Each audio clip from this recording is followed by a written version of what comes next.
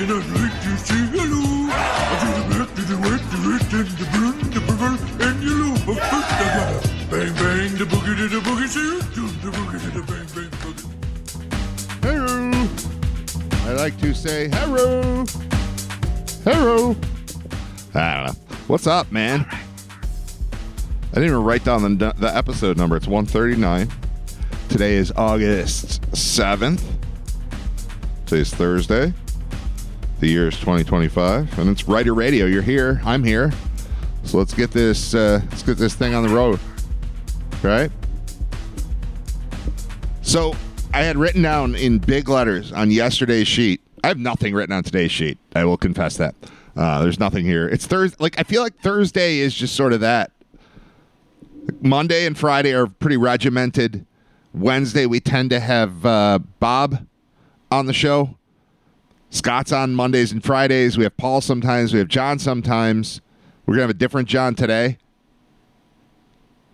Our other John did nothing wrong. But he's a John with no H. We got another John with no H. It's going to feel a little dirty talking to my other friend, John. But John Fuller is our senior Philly correspondent for a reason, right?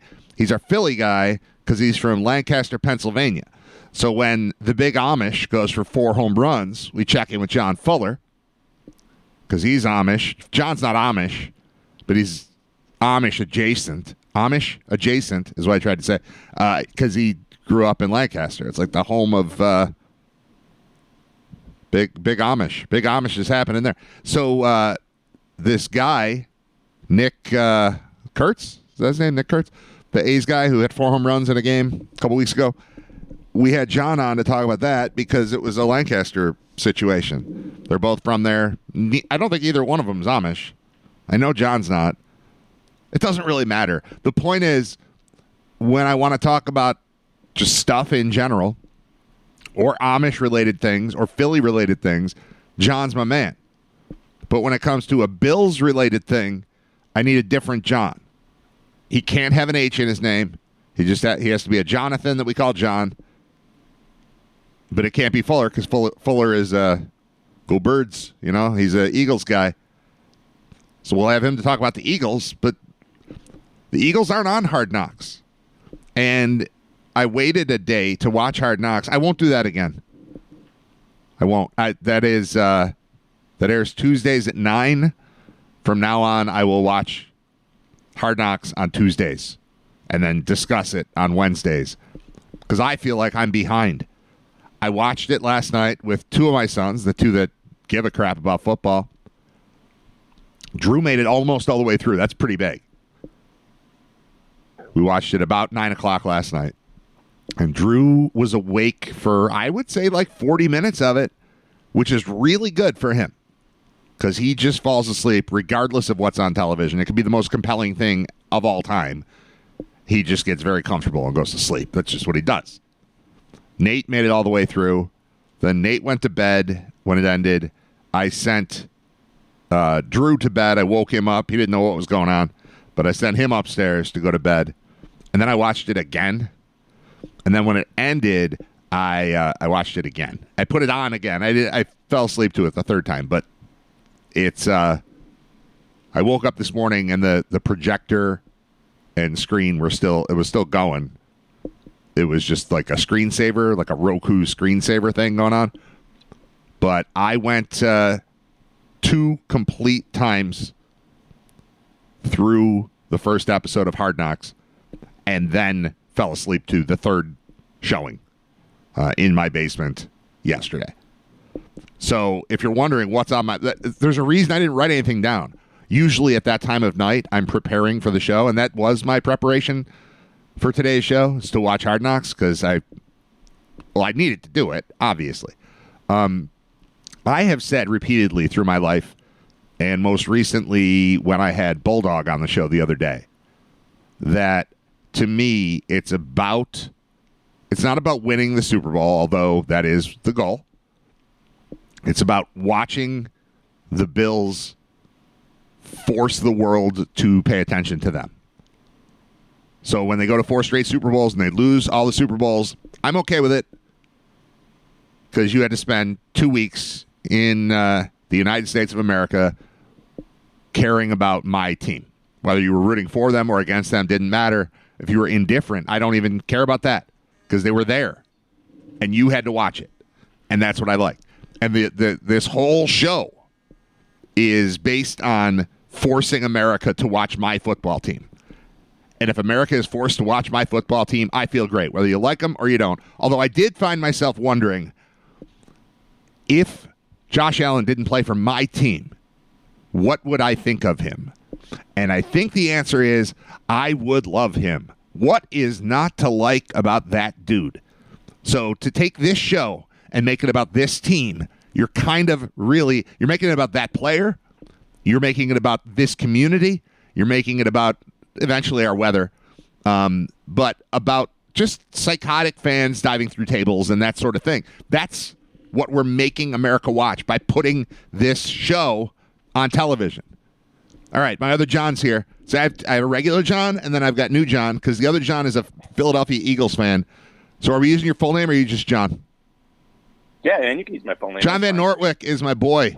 He's here. He's my, what is our relationship? You're my cousin's husband's brother? Right? Sounds like kind of like a Spaceballs relationship. What does that make us? We're sort of absolutely nothing. We're sort of right. Absolutely, we're sort of related. When I go to like a family event, you tend to be there, so it's like whatever. I tell people we're related. Yeah, it's worth doing. I do too, all the time. Every time somebody brings up your name, I'm like, I know that guy. He's my. We played on an undefeated softball team together. I will say that. We did. Remember that? They can't ever take that away. They can't. I don't remember. Like, I don't think we won anything for it. Like, I just got a notification today. I got a text message that I can pick up my my ring. I got a ring because UB football won the Bahamas Bowl. So I have a ring. All I did was go to the Bahamas, John. I went there and I watched. I hung out in the sun. I did not go in the ocean, but I did go in the pool. And I watched some football, and now I have a ring, and it's going to go in I have a ring drawer. I have a drawer full of rings that are big, heavy things that I don't ever wear.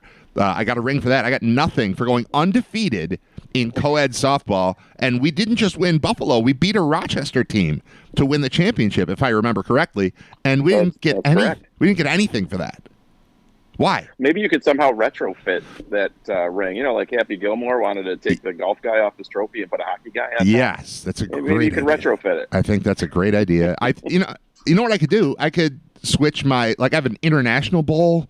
No, I don't have a ring for that. I have a watch. I have an international bowl watch that I could, because that bowl doesn't exist anymore. We got destroyed by Donald Brown and the Connecticut Huskies. But who cares about the international bowl in 2008? Actually, it was January 1, 2009, but that's not the point.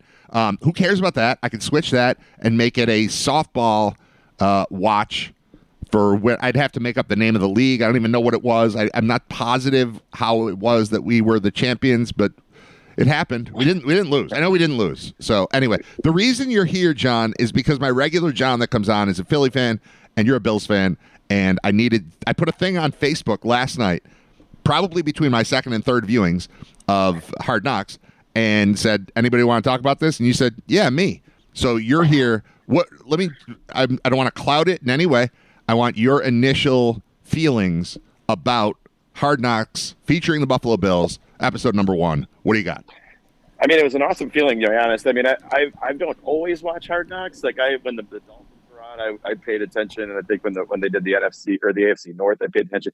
Very cool, just even right from the beginning here in the opening song for Hard Knocks and seeing it all Buffalo and training camp and, close ups of, Josh Allen and all the players. I mean, it was just a very cool feeling. I didn't know how I would feel about it when I first turned it on. And, it's just great to see the Bills featured by something nationally known and known by the league. And it just feels like they're finally starting to get recognition. But I thought it was a great just representation of how close the team is, how important it is for them to get off to St. John Fisher. And I think it was just a really good opening episode, just showing how great the team culture is. Don't you think that the league but really wants Josh Allen to be a champion? I mean, there is no better spokesman for the league than Allen. He literally makes no mistakes from a media standpoint. Every interaction that you see between him and human beings is fantastic and perfect and textbook and seems like it came out of How to Treat People, the college course. Like he's just perfect. He's charming and pleasant and confident but humble in some way. Like, that he doesn't, he knows that he's the best thing that exists. He knows that, but he somehow doesn't display it. And it's super impressive. Like that. I want all of my kids to grow up to act the way that he does. I want them to be as talented as him, of course, but to act the way that he does with humility and grace and also just charm. He's the best thing you could possibly watch. I would watch that show if it was Hard Knocks Josh Allen as opposed to Hard Knocks the Buffalo Bills. I appreciate the rest of it, but just having him on television for an hour is a spectacular view into what you want your kids to turn into. Yeah, and I think that the important thing about him is he knows he's good, but it's almost like he's uncomfortable with people trying to tell him how good he is. Mm-hmm. And he always seems to immediately try to deflect to why he's good because everyone around him is good, right? I mean, even his MVP speech or even when they tried, interviewing him on Hard Knocks, he's always talking about the other players and even, he's great, to your point. He's great when the camera's on him, but he's also great when the camera is catching him and he may not know the camera's on him. Yes, that's what I mean. Yep.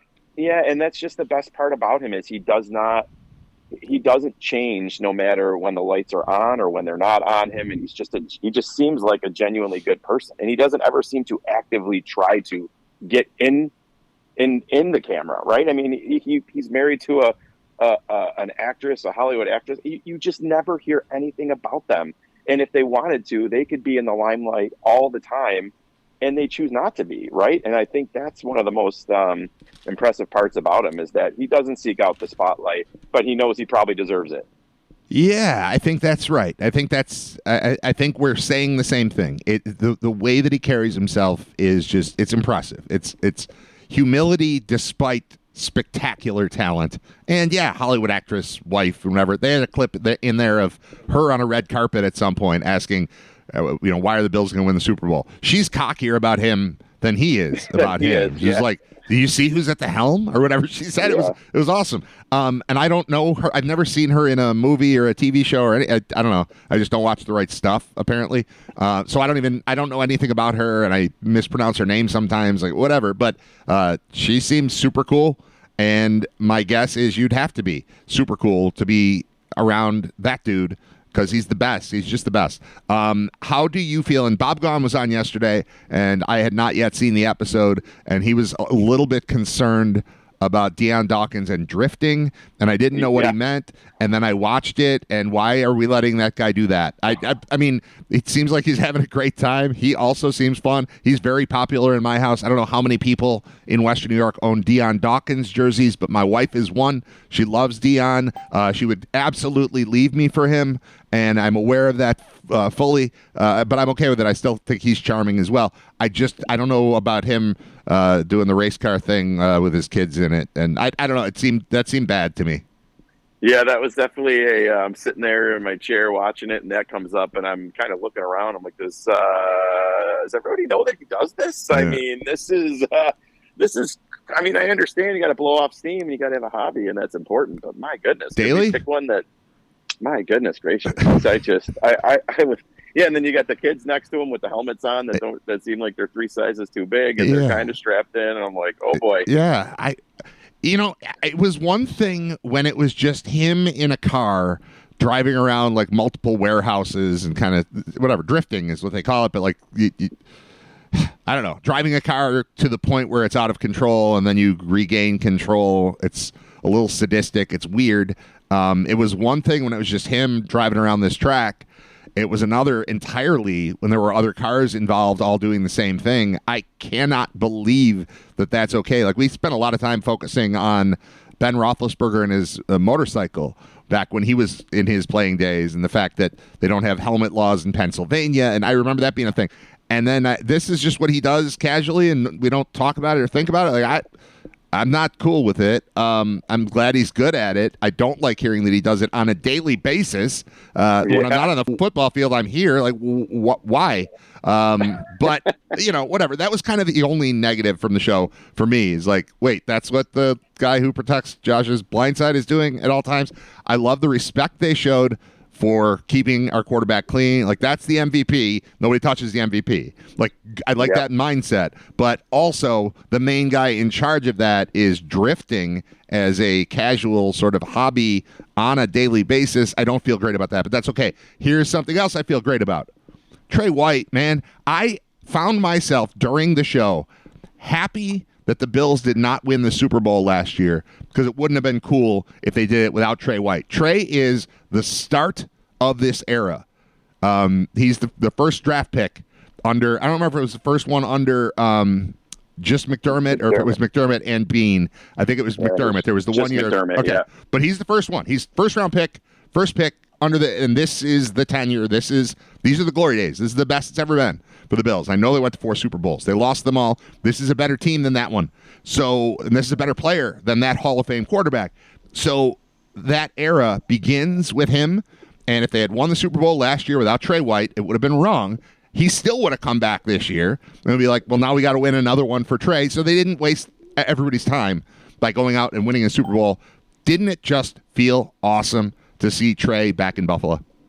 Yeah, everything about it. I mean, just from, how hard you could see, well, just how much, A, you could see the team loves him, and B, how hard he's working. They had the segment where he was running hills after practice. I mean, and I think I heard Sean McDermott say this morning, that's not him for the cameras. That's him every day. And I think just showing how hard he works and, how seriously he takes everything and how much he loves being back around family was great to see. And we actually went to training camp last week. I went with my wife and daughter, and he was out signing autographs.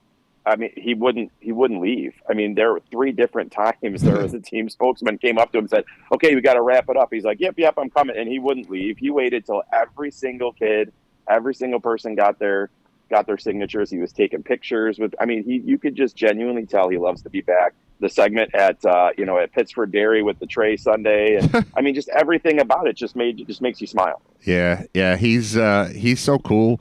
And I like that he is, the way he's carrying himself with the Max Hairston situation. It's like, yes, I'm in charge of training him. I'm also in charge of being better than he is, but I'm going to teach him everything I can. So if he can be better than me, then fine. But otherwise, I'm going to be out there, and I'm going to be opposite Benford, and we're going to go win the Super Bowl this year. Like that, the whole vibe off of him is awesome. And like you said, the thing with him running the hill afterward, and even when he's done with it, he's just like, I gotta keep working. I gotta have an edge somewhere. I got to do something. I'm the old guy. I got to make this. And he's not that old. He's 9 years in. Josh is 8 years in. They're about the same. I feel like he missed 2 years. It's like he's been gone so long, but it's just because he was on the Rams and the Ravens, I guess, that made it feel like he was gone for 2 years. But thinking about the fact that it was only 1 year he's been out of here, was surprising to me. I don't really have a point there. I don't know what I'm saying, but I feel good about him. What else stood out to you from the show? Before I let you go, John, I've been steering the whole conversation, and I'd like to know what else you observed in that show. Just like I said, the camaraderie around being at St. John Fisher. Some of it was fun kind of getting a look into, how some of the players were, packing up to leave. The whole back and forth with Knox and his wife was funny. And then seeing some of the guys in their dorm rooms. You had KJ Hamler with his pregnancy pillow, and then his mini scooter trying to get around campus. I mean, it just you could see how many great personalities there are on the team. And I think I like that it gave you a look into, even snippets of some guys that you might not think about, like your Joe Andreessens and your KJ Hamlers and things like that. And you hope that, in the future, I'm sure they're going to probably do a segment on Keon Coleman because he's such a big personality. But I think just the team atmosphere to the point, like, seeing Sean McDermott, how he addressed the team and how they practice. Bobby Babbage talking about, stay away from 17. Would he say it like 6 times? Yeah. Like, nobody goes near 17. He's our meal ticket. It's just, you can tell everybody in the organization feels together. They all have the same goal. they know what's going to get them there. And I think that type of alignment is why they've seen so much success over the last couple of years. And then Thurman at the end too. Thurman is at camp and he comes in and he, breaks it down afterward. I thought that was cool. Him standing on the sideline talking to Bean about like, you guys know what you're doing here, huh? Yeah. And Bean is confident, but also not arrogant about it, but like, we think we have a pretty good team. We think we're doing it right. And then also as they're flashing like around the room at a meeting, like, oh yeah, Joey Bosa's on this team. I totally forgot Joey Bosa's on the team, Right. Seeing him, I kind of forgot about Josh Palmer and seeing him and why he wanted to be here and why it made sense for him to be here. Like all of it. It was a spectacular debut on television for this Hard Knocks season with the Bills. And I'm gonna go out on a limb here, John. I don't know what your work schedule is like, how busy you are at this time of day, but I will not go a day without watching it again. So it will air on Tuesday, and I will watch it on Tuesday. And I would like to right now book you for next Wednesday to be my senior Hard Knocks correspondent as a guest on Writer Radio next Wednesday. Do you think we can make that happen? I think I would love that, but I'm gonna start having. I guess I'll have to watch next week with a notepad so that I can. No, you don't. No. You don't need notes. You don't need notes. I'm looking for vibes here. I'm calling you the senior correspondent. You're not a beat reporter. You're just a guy who watches the same show that I do, and then you'll come on and we'll talk. I'm gonna watch Tuesday at 9. I was locked in right at 9 o'clock last Tuesday. Because I'm like you. I don't want to see spoilers popping up or anything, and you feel like you're behind if you don't watch it right away. And so, hey, I'm with you. Yeah, we can work out a time next Wednesday for sure. And I'll be watching, and I'm happy to come with and always chat with you anytime, brother. Sounds good. Jon VanNortwick, my man, my Bills, my Hard Knocks senior correspondent, something. I don't know. I'll figure it out. I'll get a better title for you. We'll get it straight, but we'll talk to you next week. Thanks, man. Love it, brother. Sounds good. Be good. All right. Thanks, man. Yeah. Be good. Do good. I get what you're doing there. I get your plan. All right. That's Jon VanNortwick. He's my senior Hard Knocks correspondent. We have him on this time of year I'm making that up. I just put a thing on Facebook last night and said, who wants to come on and talk about this? And John did, because his brother married my cousin. So we're cool, right? And we won a softball championship, undefeated softball team in like 2007 or something. That happened. I met my wife through softball, kind of. We played for our sponsor was Kohl's, downtown Kohl's, like West Side, whatever it is, Elmwood near Buff State.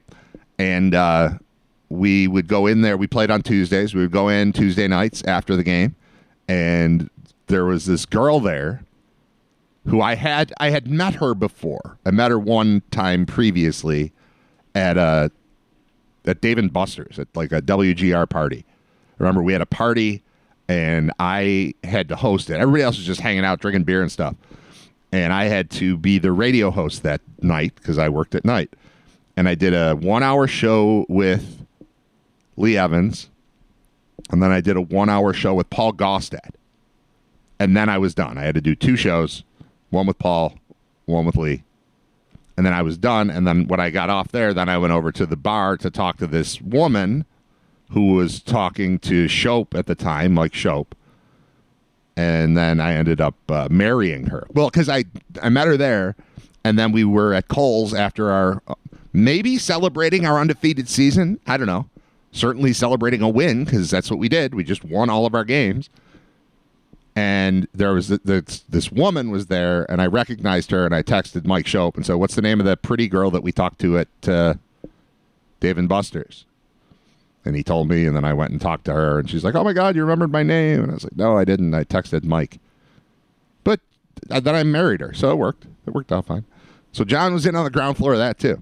And now he's in on the ground floor of Hard Knocks with the Bills. Perfect. All right. It's Writer Radio. It's episode 139. And we'll be back in just a minute. My songs disappeared again. I hate when that happens. Let's just throw this one on and call it a day. We'll be right back. It's Writer Radio. I like the parts where the music plays more than the parts where the guy is talking on this show. Personally, that's my opinion. I don't know what you tune in for. I would tune in for the music. We have quite the quite the spread music-wise. Like, we're all over the place. That we heard Wilco. We heard Masters of Reality. And we heard Outcast just now. That was So Fresh, So Clean. We heard Tilt-A-Whirl from Masters of Reality. We heard Heavy Metal Drummer from Wilco. Yes, I am influenced. Heavy Metal Drummer happened because my favorite podcast, my favorite show to listen to, it's only an hour a week as opposed to 10 hours a week, which is what I'm doing. But it's 1 hour a week, and it's called 60 Songs That Explain the 90s. They're currently in the 2000s era of 60 songs that explain the 90s. It's hard to explain, but it's fine. I highly recommend you listen to that. The current episode, the newest one that I listened to this morning when I woke up, actually, was about the song Heavy Metal Drummer from Wilco, so that's why it was in my head, so that's why it played today as a part of the show. Thanks to my buddy Jon VanNortwick for coming on to talk about Hard Knocks with me. If this was like a regular radio show with like phone lines, a whole bunch of them, as opposed to just my cell phone that I plug into the little mixer thing, I would say let's just talk about the show. I watched it multiple times. I watched it. It ended. The kids went to bed. I watched it again. It ended.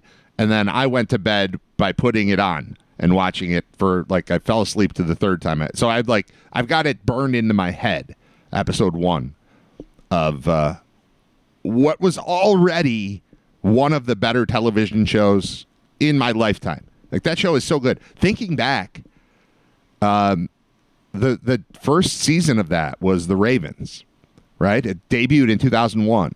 So this is right after the Ravens win the Super Bowl. And I'm pretty sure that in the first episode ever on that show, Jamal Lewis tore his ACL. Like, that's drama, man. I don't know if he was yet a 2,000-yard back. He might have been. I should probably look stuff like this up before talking about it. But, I mean, that was a massive deal. It was crazy to have that sort of insight, to be looking inside of training camp at the time. We've gotten used to it over the last 25 years, but it was nuts that you had that access to see what was going on in meetings and watch people get cut. The Turk comes, bring your play. Coach wants to see you, bring your playbook. Like, that stuff, that's going to happen, I think. I haven't watched, start to finish for 25 years, but I definitely was locked in that year. I was locked in the year that it was Dave Campo and the Cowboys. There was a Browns one that I distinctly remember watching. That might be it. 3 of 25. But now it's about the Bills. It took this long for the Bills to be relevant / important enough, interesting enough to be the focal point. And now it's here, and my God, I can't get enough of it. I don't need to go to training camp. John did go last week with his wife and his daughter, or daughters, plural, whatever, whoever went. I don't need to do that anymore. I've been, like, behind the scenes at camp. More at Fredonia than St. John Fisher. But, like, Fredonia, I went and lived in Fredonia for 2 weeks when the Bills were training there, and it was awesome. And the thing that was really great about it is that at the time they were paying me almost nothing, which I guess is better than what I'm getting paid now, right? For this show. This show's free. We're going to fix that. We're going to change that soon. But as of right now, this show is it's not profitable. It's just fun to do, and it keeps me in the rhythm of doing a show. But yeah, this is entirely for free. But back then, I was making a little bit more than this. Tiny bit more. But they would also give me overtime. So anything over 40 hours was time and a half.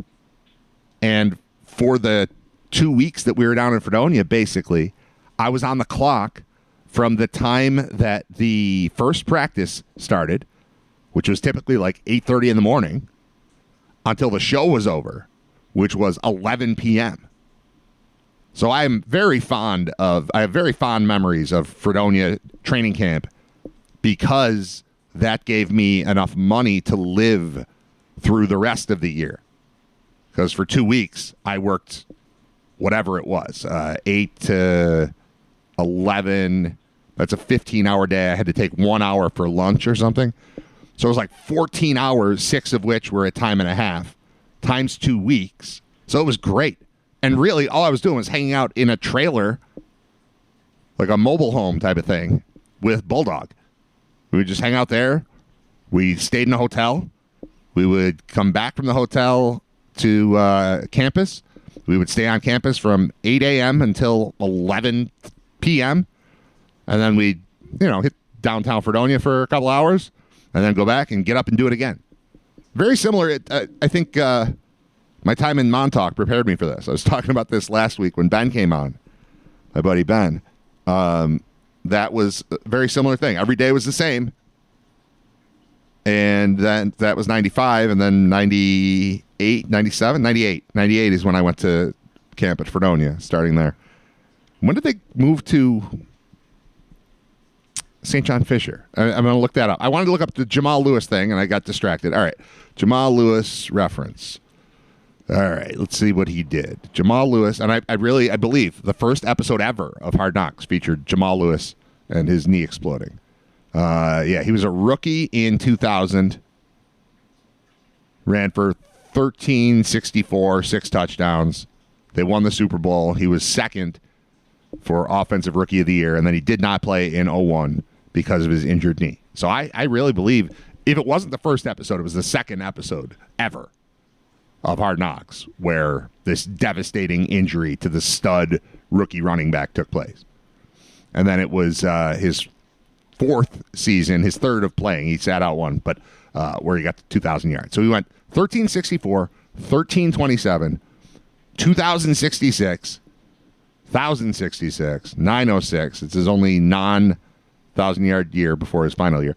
Then 1132, 1304, 1,002, and then 500 as a veteran with the Cleveland Browns. He had 3 seasons with the Browns at the end of that whole thing. And he only played in 9 games. Played in 9 games, ran for 500 yards. But 10,607 yards on his career. But the defining moment of his career, to me, is not the 2,000 yards. It's not the Super Bowl. It's him being featured on this crazy TV show that let us inside of training camp with the Ravens. And it was emotional. It was sad. It was terrible. But he's a great player nonetheless. All right, what was the other thing I was trying to find out? When did the Bills move to Rochester?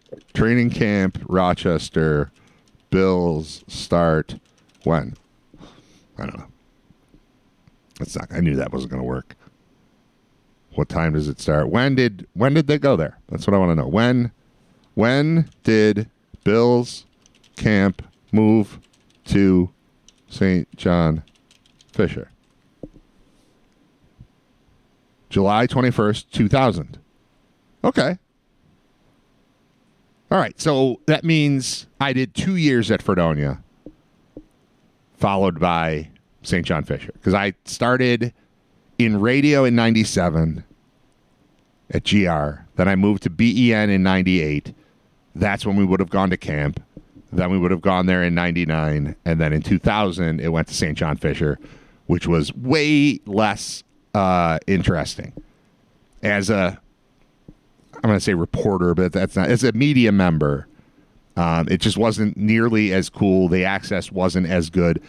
We used to be set up at St. John Fisher. We were set up right on campus, and the players had to go past us to go to like meals and go to meetings and whatever. So they would either on foot or there were a few of those scooters that you're seeing on the broadcast now, but it was more golf carts.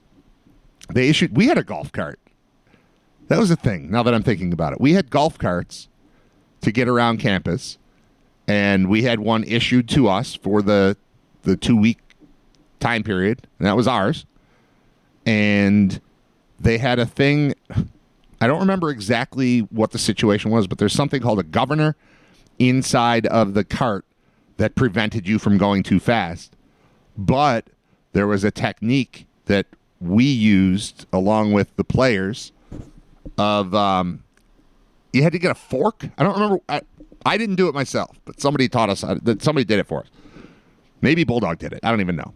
I'm not going to get him on again this week, but I do have a question for him. Like, what was the deal with that? But I remember it was a thing. You had to steal a fork from the cafeteria, and then you would use the fork to put it in to hold something open so that the golf cart could go faster. And that was something we all did. We were theoretically adults, and that's what we did. Used a stolen fork from the Fredonia dining hall to pry something open within the golf cart to make it go faster, to essentially disable the governor that prevented you from going too fast. And that's what we did as actual human beings. That's stupid. All right. What am I going to do here? I literally didn't write anything down. I just watched this show about football, and I was like, I'm going to talk about the show about football. That'll be enough. I could not be more excited about football season than I am now. I was already, like, I'm into it. Like, I truly believe in this team and its ability to win the Super Bowl. I'm an optimist, so that's not unusual for me to kind of feel that way, but I feel good. And to me, it's not about I'm going to strike that. I'm going to start that sentence over. I always feel good. I'm always optimistic. I always like, hey, yeah, if things go well. I mean, during the drought, I was like, well, this will be the year they'll make the playoffs. And I was right that they were capable of it the whole time, almost the whole time. There were very few terrible years mixed into the drought. There were a couple. There was that 3-13 in whatever it was, 01 or 02 that was bad. Now I have to look this up. Hold on. No, bear with me. That's why I've got a computer in front of me, right? So I can get all the information that I need. All right, let's see. How bad was the drought? It was bad in that they didn't make the playoffs. But, all right, they went 8-8. The first year they didn't. So they had home run throwback happen after the 99 season. Fine. All right, 2000. Oh, haha. Right when they moved to St. John Fisher. They moved to St. John Fisher. They introduced Billy Buffalo. They changed their uniforms. And then they didn't make the playoffs for like 17 years. These things all happened. Fredonia was good. Old uniforms were good. Everything was fine. Having no Billy Buffalo was good. All these things were great. And then they switched them, and then they stopped going to the playoffs. So they go 8-8 in 2000. Wade Phillips is out. That was the year where he kind of said we're both pretty much out of it. Remember that? They were going into, I want to say, a Monday night game against the Colts. He was like, both of us are pretty much out of it. And I don't know if the Colts ended up making the playoffs, but whatever the situation was, the Bills weren't out of it. They lost that game, and that put them out of it. Had they just kept winning, they would have made the playoffs. They did not. They finished 8-8. At that time, 8-8 seemed terrible to us because we were used to Super Bowls. They had won 12 games, 9 games, 13, 13, 11, 12. They had a 7-9 season, and then 2 10-6 seasons, then a 6-10, then 10 wins, 11 wins. Now they go to 8-8, and they got rid of Wade Phillips. Brought in Greg Williams. He was horrible. They went 3-13. But even that, 8 wins, 6 wins, 9, 5, 7, 7, 7, 6, 4, 6, 6, 6, 9, 8, 9, 7. They win 6 games. Oh, no, they won. I'm sorry. The 6-win year. The last time the Bills won fewer than 9 games. Fewer than 10 games? Yeah. The last time they won fewer than 10 games was Josh Allen's rookie year, 2018. They went 6-10, but we could see something was coming there. And they've been in the playoffs ever since. 10, 13, 11, 13, 11, 13. Yep. Pretty good. Pretty good run. They're poised to do something really cool this year. And the TV show did nothing to dissuade me from that. I feel awesome about this football season. Thank you, Hard Knocks. Thank you, Liev Schreiber. I still think of him as an actor, but his career is in voice work. His career is in talking in this way. And it's awesome. He does a great job. It's a good show. It's even better when it features my favorite team. Super fun. All right. Song. We'll be back. I'm Brad. It's Writer Radio. It's episode 139. Taking you up until noon. We'll play some songs and do some talking. And I'll have something. I'm going to get off of the TV show and move on to something else. But not until we play a couple songs. All right. Here we go.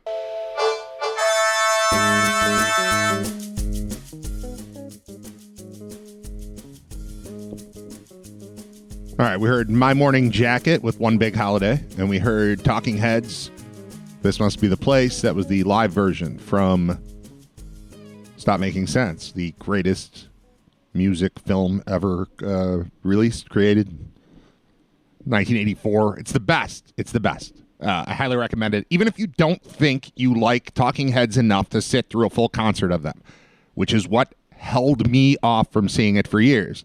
It's like, yeah, I've heard it's good. They're okay. I don't really care. And I was so wrong. I was so wrong. It made me love them. It's that made me love the band. So I highly recommend checking that out. And I've had people who have listened to my recommendation and checked them out and were completely converted to Psycho Talking Heads fans because it's that good. Highly recommend. All right. Health risk for poor air quality in Western New York. That stinks. An air quality alert remains in effect for Western New York as smoke from Canadian wildfires continues to drift into our region. We need to stop having Canada burn. This is not an annual thing that I'm into.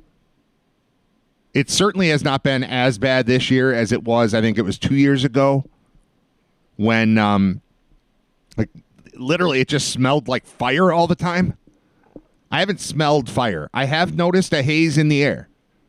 It was one day in particular. I don't remember if it was Saturday or Sunday, but like within the last week, probably over the weekend. And it was probably a day that we had baseball stuff. But it was, I remember getting in the car, or like going outside to get in the car. And what is going on? Like, oh, yeah, that's right. This thing that's been on the news. Air quality alert remains in effect for Western New York as smoke from Canadian wildfires continues to drift into our region. That's leading to hazy skies and poor air quality, which could pose health risks, especially for those in sensitive groups. Like if you're super whiny. Oh, that's not what they mean by sensitive. Okay, all right. If you've been outside this week, you've probably noticed a thick haze hanging in the sky. It's not as bad today as it was earlier this week, but here's what you need to know. This is what Channel 2 says I need to know. This is what somebody at Channel 2 thinks we need to know. I'm not going to criticize the writing, which is terrible. There's a lot of incorrect spellings and words, and it's bad, but it's okay. They're a TV station, not a website. From Buffalo to the southern tier, that grayish smoke isn't just ugly. For some, it could be unsafe. Well, for all, it would be unsafe if you ingested too much of it. Doctors say fine particles in the smoke can get deep into your lungs, posing a risk to people with asthma, COPD, pre-existing respiratory conditions, even infants and older adults. Here's the quote from, who is this? A doctor who's the chief of the Division of Pulmonary Critical Care and Sleep Medicine in the Jacobs School of Medicine and Biomedical Sciences at UB. That's a long, like how big is your business card? Or how small is the font that you use on your business card? Hi, my name is Sanjay Sethi. I'm a doctor. What kind of doctor? Well, I'm the chief of the Division of Pulmonary Critical Care and Sleep Medicine in the Jacobs School of Medicine and Biomedical Sciences at UB. And also a physician with UBMD internal medicine. All right, here's his quote. I say he. I assume. Should I assume he? Sanjay sounds like a dude to me. People with lung disease, they are pretty familiar with this thing. Again, shortness of breath, cough, chest tightness, wheezing. That's what they could experience. It's not right away because it's not the particles inflammation. It may take a day or two for it to manifest itself. People without lung disease or heart disease, it is usual just irritation of the eyes or throat. Usually they don't get in trouble to the same extent, but you may have underlying asthma and not know it, says this guy who's got a really, really long job title. He also says serious long-term effects take years of exposure, and for now, most of us are still safe to enjoy these summer days. That's good.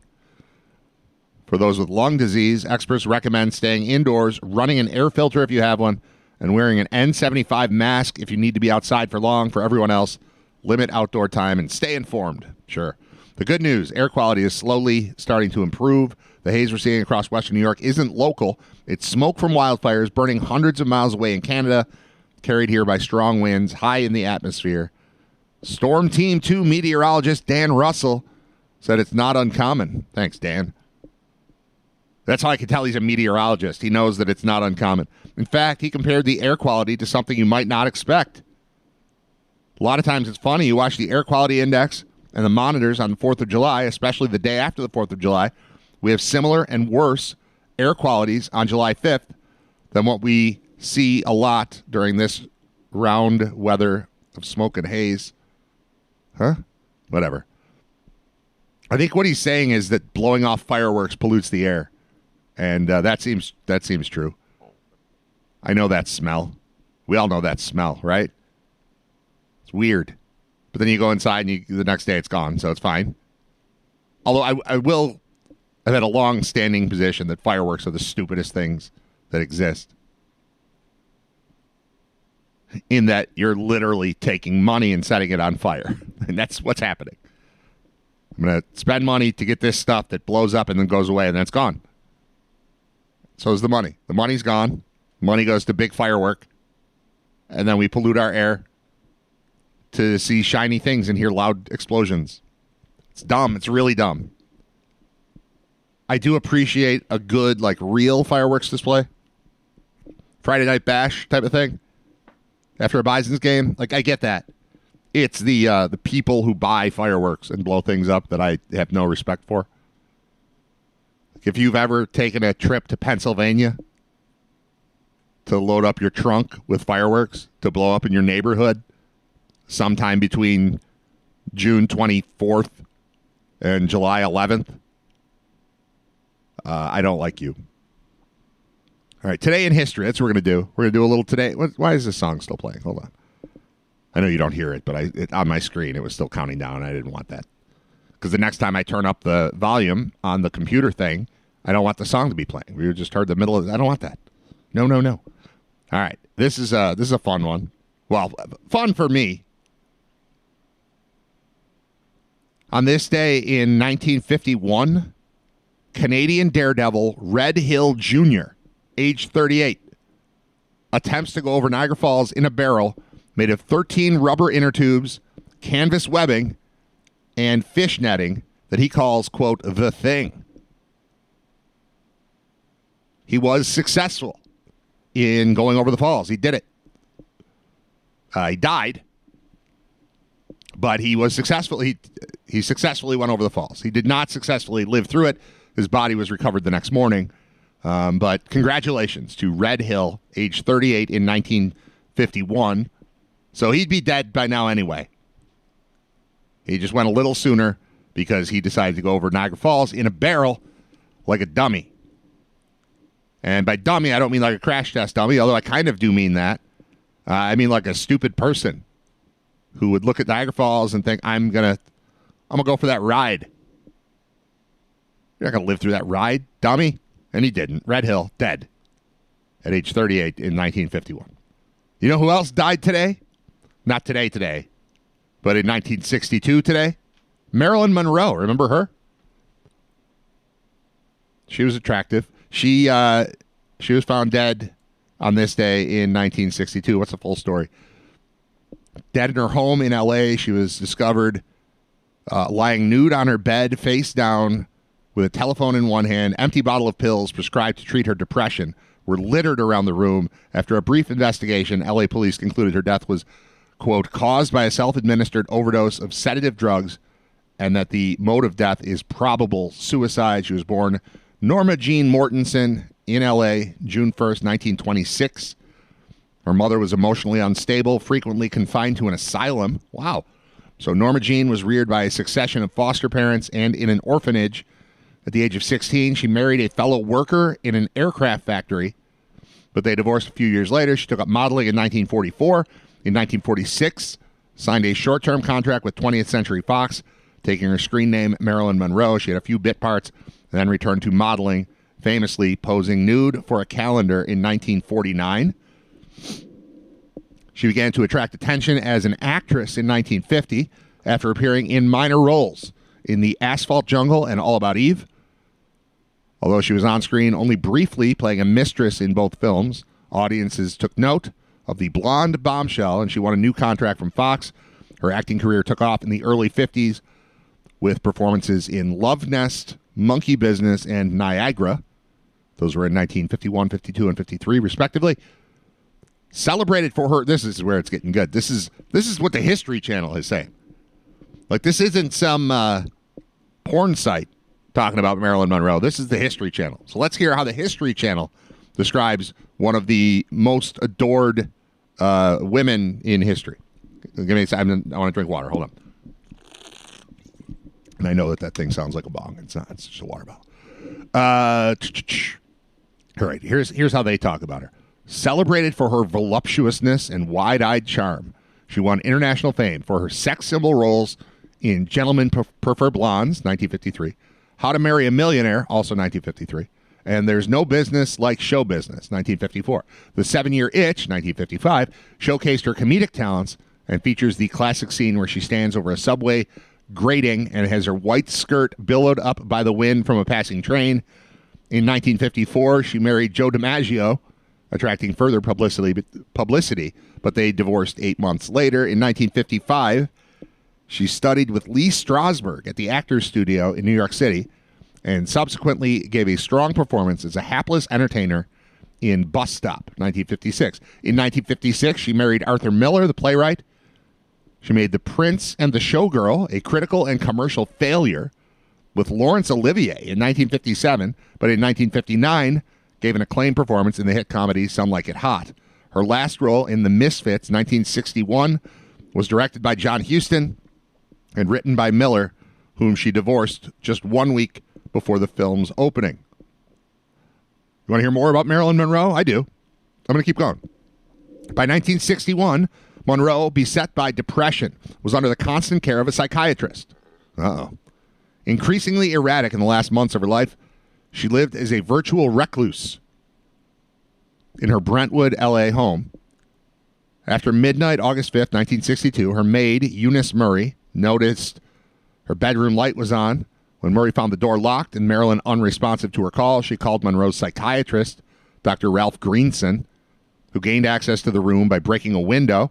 Entering, he found Marilyn dead, and the police were called sometime after. An autopsy found a fatal amount of sedatives in her system, and her death was ruled probable suicide. We said that already, History Channel. We already said that. We continue. In recent decades, there have been a number of conspiracy theories about her death, most of which contend that she was murdered by John and or Robert Kennedy, with whom she allegedly had love affairs.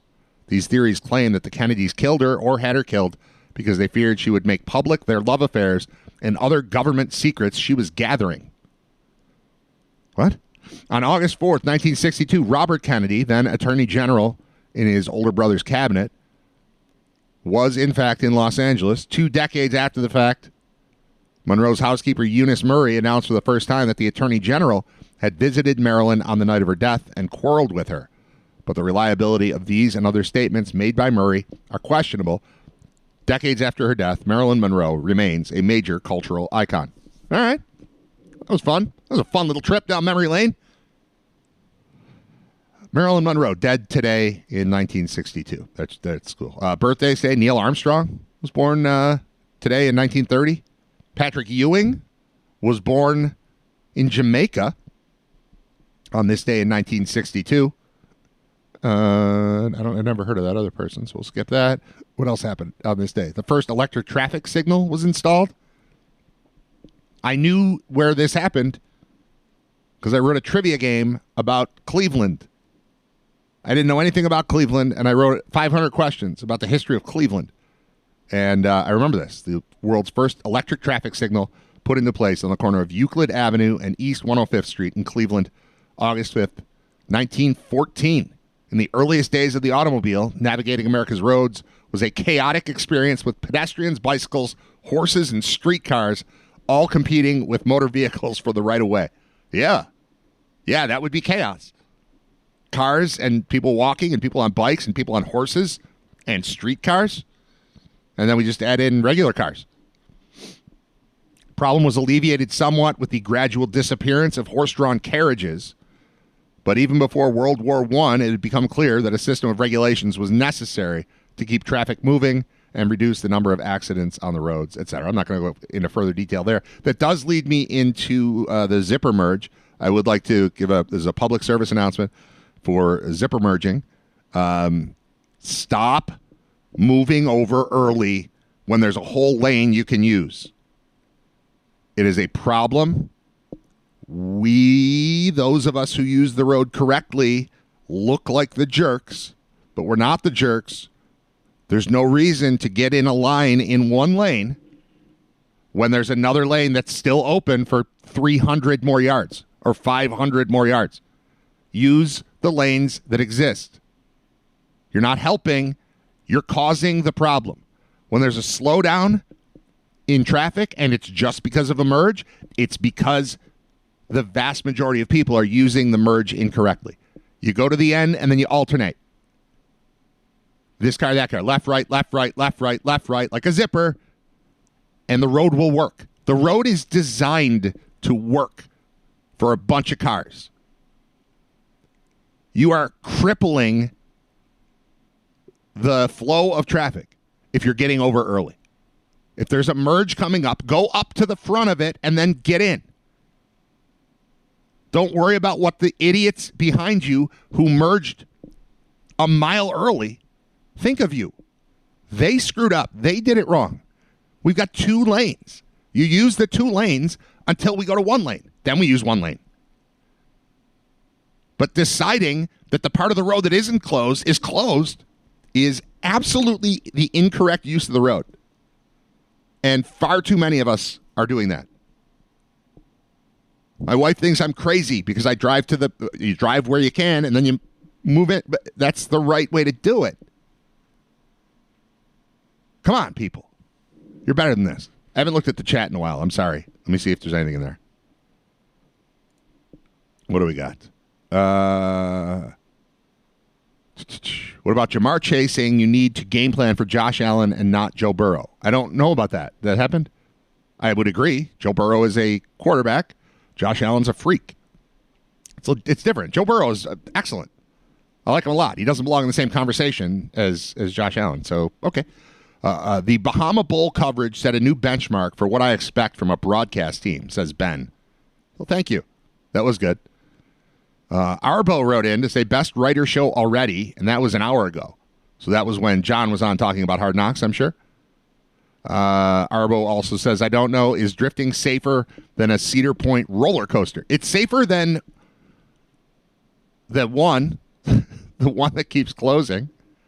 The one I keep wanting to call Devil's Spit, but that's a barbecue sauce at Famous Dave's. It's Siren's Curse. Siren's Curse is the name.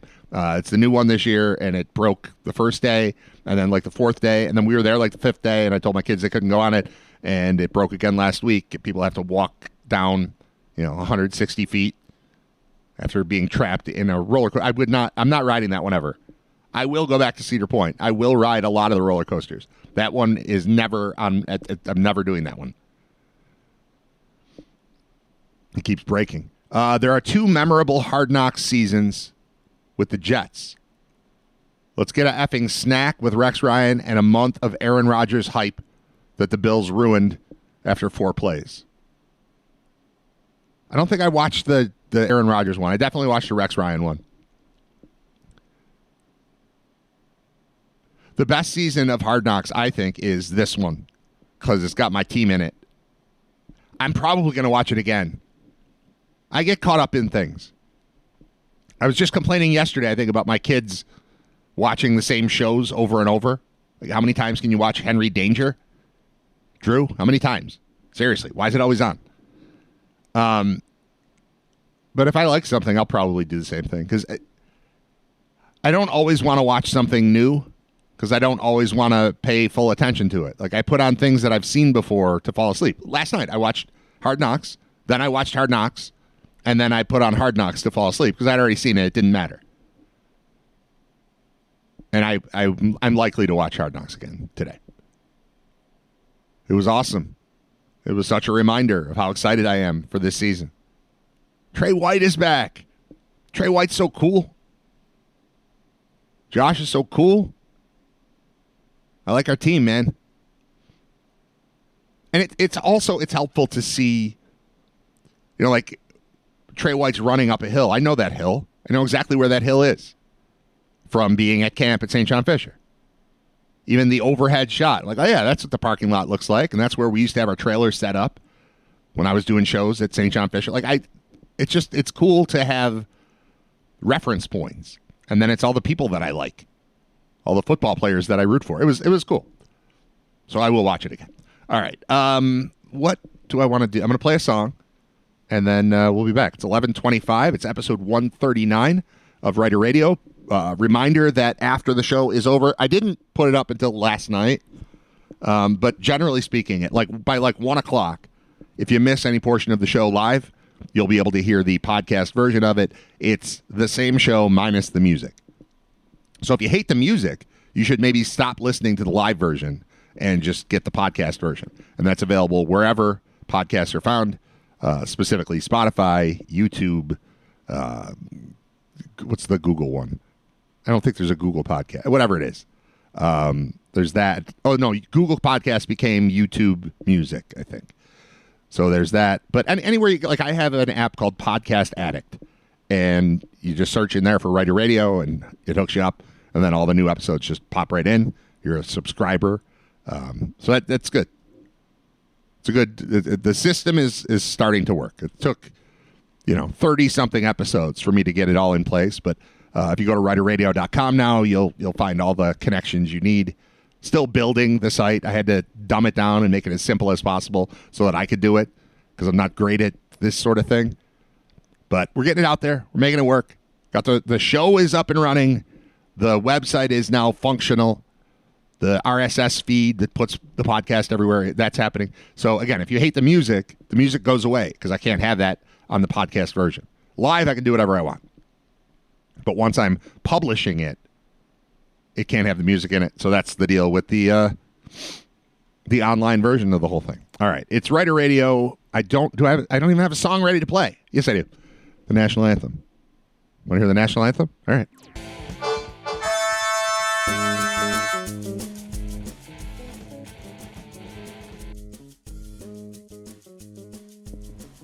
I bet you didn't expect to hear ZZ Top today, did you? You shouldn't know what to expect. What did we just hear? We heard ZZ Top with LaGrange. We heard Soul Coughing, 4 out of 5.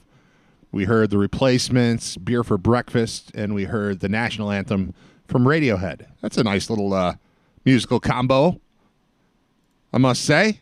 Put together by me. You only get that on Writer Radio. I had somebody write in and say, hate the music, blasphemy. I agree. I think the music is the best part. It's way better than me talking. But I don't have the same musical taste as anyone else I know. So there's a decent chance you hear the songs and you're like, this song stinks. Just talk again, Brad. Well, I don't want to talk the whole time. I want to play some music too. So that's what you get.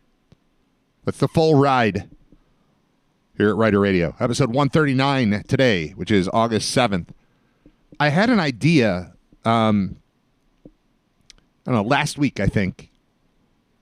Or maybe it was Monday. I don't even know. The last time one of the recent times that Scott Wilson was on, we were talking about the Bahamas, and we were talking about how Phil Steele was in the Bahamas. Oh, it was last Friday, because it was the final, or it was August 1st, and that's the day that the Phil Steele book comes out, and Scott was on his way to, I don't know, Barnes & Noble or whatever, to go buy the book. Phil Steele College Football Preview, which is the college football Bible. It's the best. And we were talking about how we met him in the Bahamas, and we had a conversation with him, and it was a part of our Bahamas Bowl coverage, and I have it somewhere, and I couldn't find it that day. And then at some point since last week, I did find it somewhere on the computer.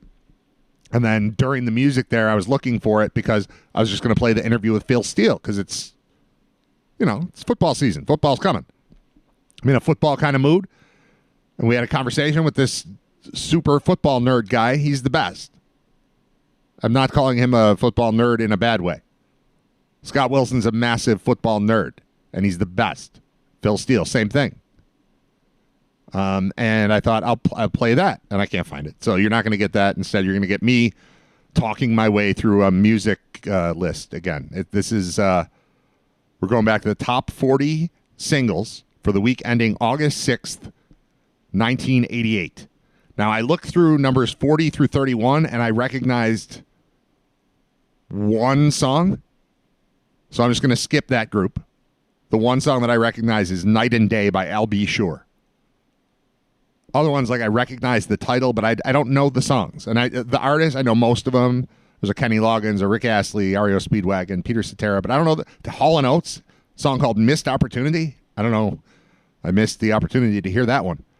So I'm going to 30, and we're going to count down from 30 to 1 without actually playing any of the songs so that it can still be in the podcast form of the show. And then it will probably inspire me to play something from the list when the show is wrapping up in 15 minutes or so. Okay? So that's what we're going to do. Everybody cool with that? If you're not, go away. Get out, because that's what we're doing. All right. Number 30. On this day, well, yesterday, 1988, so 37 years ago, at number 30 was the Moody Blues with I Know You're Out There Somewhere. I know you're out there somewhere. I remember that one. It was all right. Pretty good. Late era Moody Blues song. At 29 is All Fired Up by Pat Benatar. No idea. 28, Pebbles with Mercedes Boy. Do you want to ride in my Mercedes? Right. Tell me what you want to do. Women. Do you want to ride in my Mercedes Boy? There were so many things that I would do to you. Taylor Dane at number 27 with I'll Always Love You. I don't remember that song. At 26, we've got 3 songs with love in the title consecutively. So I'll Always Love You, Taylor Dane. 26 is If It Isn't Love by New Edition. Love it. Off of Heartbreak, which was like kind of the reunion-ish album for them. And that song is fantastic. If it is love, why do I feel this way? Why does she stay on my mind? Little Ralph Tresvant for you. So we had I'll Always Love You, then If It Isn't Love, and then When It's Love, Van Halen. Doom, doom, doom, doom, doom, doom, doom, doom. Starts with a typewriter. Sounds like a typewriter. Anyway, I don't know if that's actually a typewriter that they use in this. I'm going to Google that because this came up in the car the other day. I heard that song, and I asked my wife, do you hear a typewriter? And she said, yes. So, did you ever notice that before? She said, no. But I think it's a product of me owning the album OU812 on cassette, and so I was listening to it on headphones a lot, and it just sounded like someone was typing into my head. All right, When It's Love, typewriter.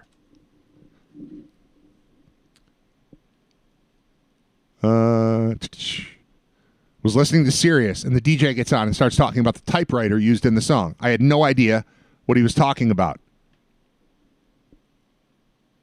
until he played it. Now it's all I hear. Didn't even register with me all these years.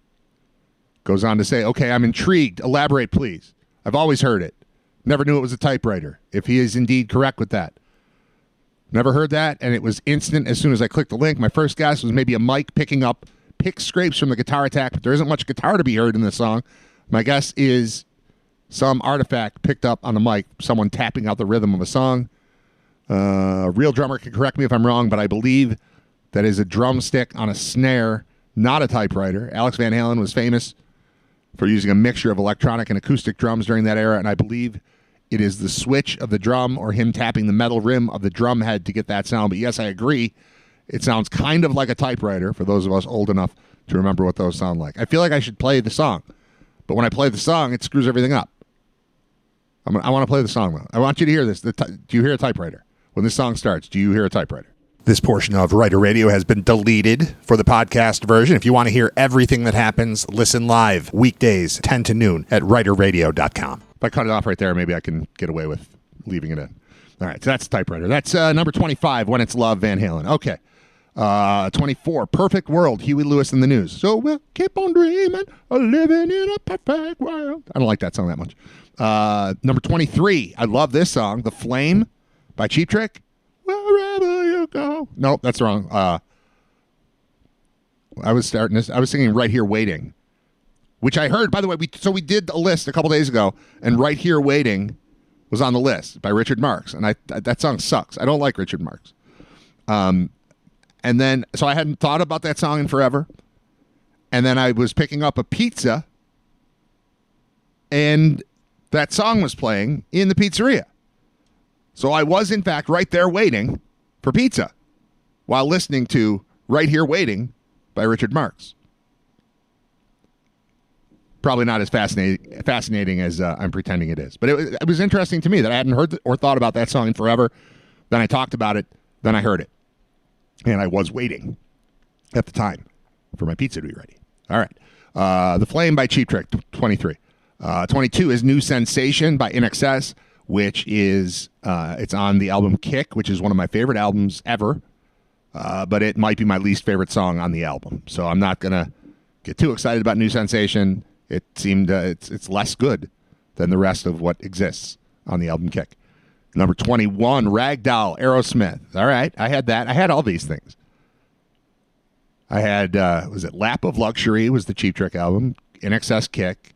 It's Permanent Vacation from Aerosmith.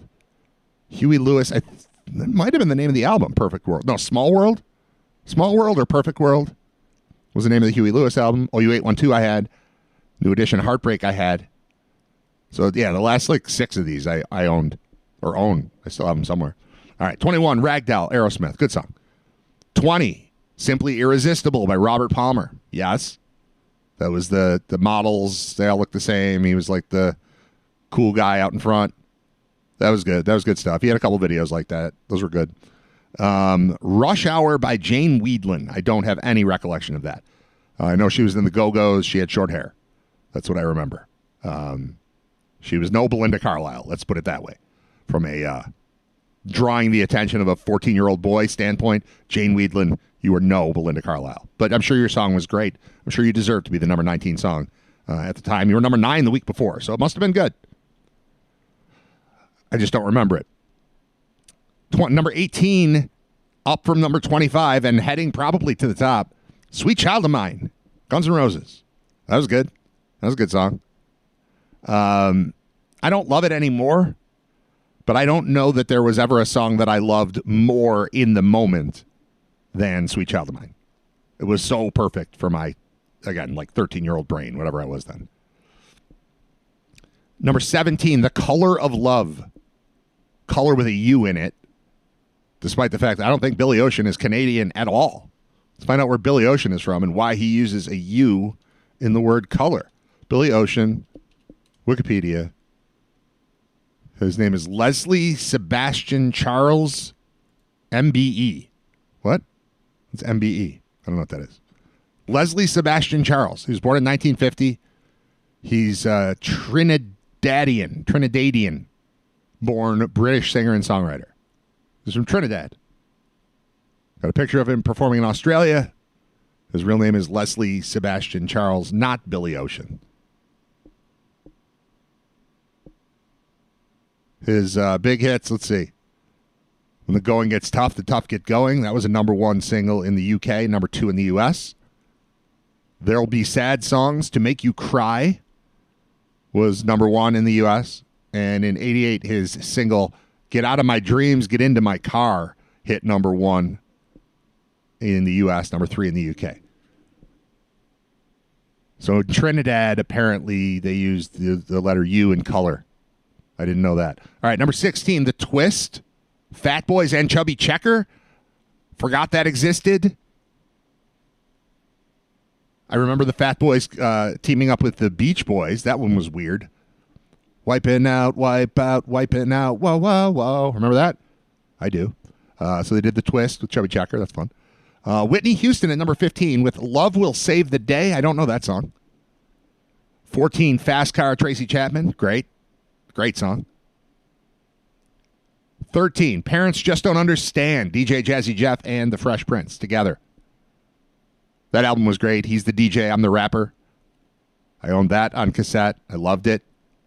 If I remember correctly, the entire album was on one side of the cassette, and then the entire album was on the other side of the cassette also. If that's not true, I don't know why it's in my brain, but I feel like that happened.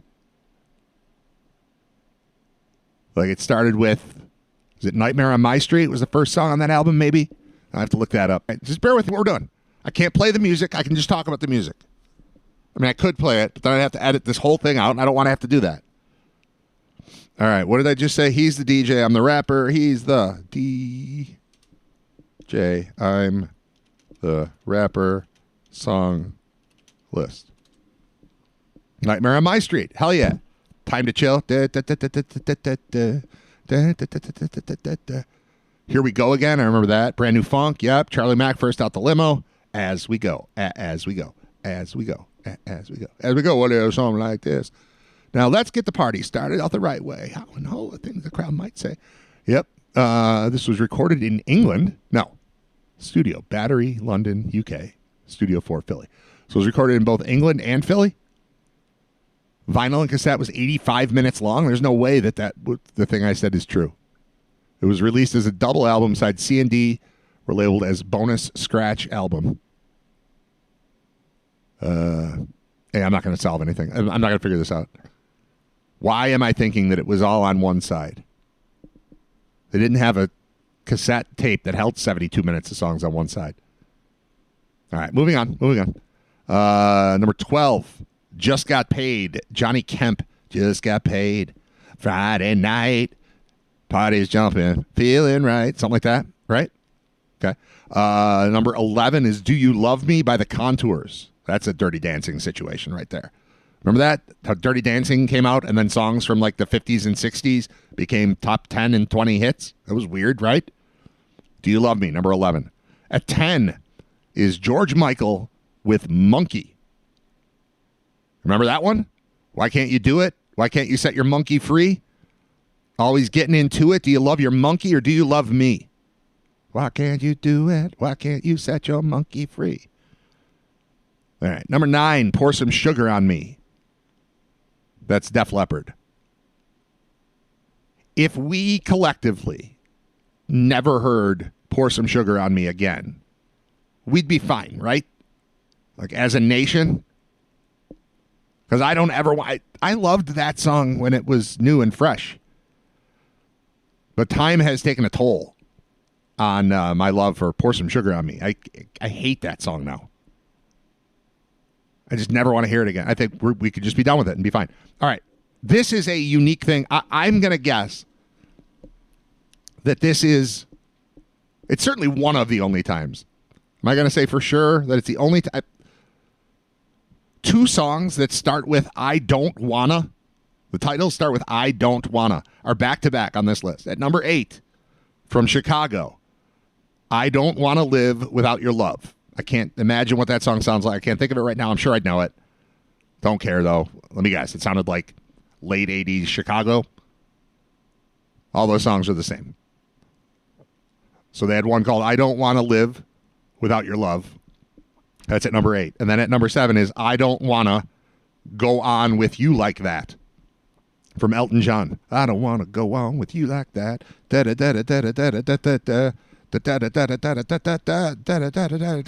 Something. Okay. So that's 7. Number 6. Gloria Estefan and Miami Sound Machine with 1, 2, 3, 4. Come on, baby, say you love me. 5, 6, 7, 8, 9, 10, 11. I'm just going to keep on counting until you're mine.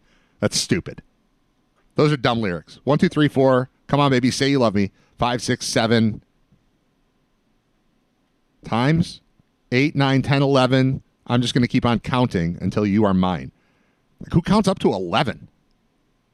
There's something goofy with that song. All right, so that was number 6. At number 5, Terrence Trent D'Arby with Sign Your Name Across My Heart. I want you to be my baby. Remember that one? It was all right. It wasn't as good as Wishing Well, but it was all right. Number 4, Eric Carmen, Make Me Lose Control. That's a good song. Turn the radio up for the sweet sound. Da, da, da, da. Hold me close, baby, let me go. No, wait. Hold me close, maybe never let me go. That would make more sense. Keep this feeling alive. Make me lose control. All right. Number 3, Hold On to the Nights, Richard Marx. We've talked about enough about him. And it is Nights. It's not Night. That came up recently. Hold on to the nights. Hold on to the memories. That song stinks. Number 2, Breathe, Hands to Heaven. Raise your hands to heaven and pray. Probably pray. We'll be back together someday. Tonight I need your sweet caress. Hold me in the darkness. I like that song. I calm my restlessness, you relieve my sadness. That was number 2. And then Roll With It by Steve Winwood, which I have never understood why that song was popular. Like, I don't hate it. There's nothing wrong with it. You just, of all the songs in the world you could listen to at any given time, why would you choose to listen to Roll With It? Why would America choose for at least 2 consecutive weeks Roll With It as the number 1 song in the nation? It doesn't make any sense to me. It just wasn't good. All right, I'm done. For the show's over. What song from that group do I want to play? I want to play Hand Stabbin'. Yeah, all right, I'll do that. What are you doing for lunch? I don't know. I have a turkey sandwich. We're gonna go around the corner. I think you should come with us. This is a great place. Okay. We brought you a shirt. Will you get out of here? Will you get out of here? Will you? Now, will you go to lunch? Go to lunch. Will you go to lunch?